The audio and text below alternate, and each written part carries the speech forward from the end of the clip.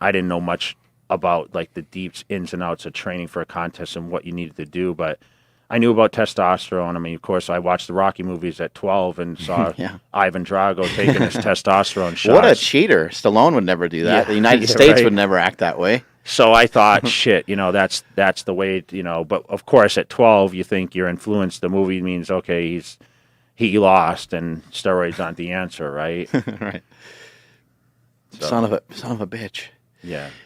As you got into it further, or just even like seeing more modern day bodybuilding and seeing the size that people have grown to, it seems like there's people are confused. A lot of people think it's just drugs, and a lot of people think the guy that gets the first place trophy just took a lot more shit than everybody else.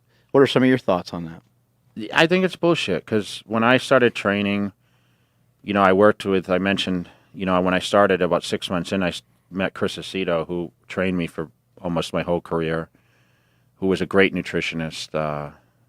He actually graduated first in his class, exercise and nutrition, at Springfield College, which a lot of people don't know.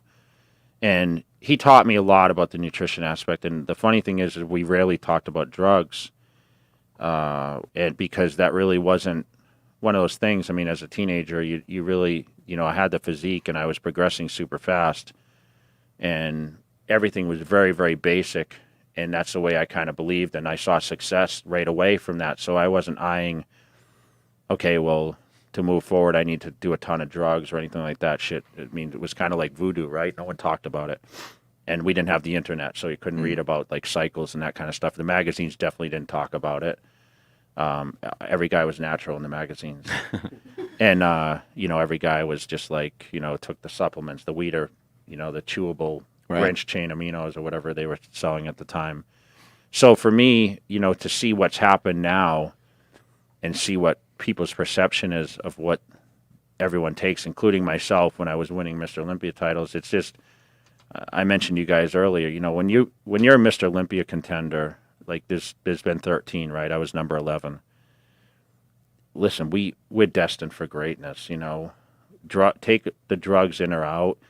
Drugs aren't going to make that person because you have to have the structure, you have to have the mindset, you have to have the muscle capability to manage that much size and that much condition on stage, balance, all that symmetry, those things you talk about. And I just think that society is becoming so jaded with how they perceive like what it takes to be at the top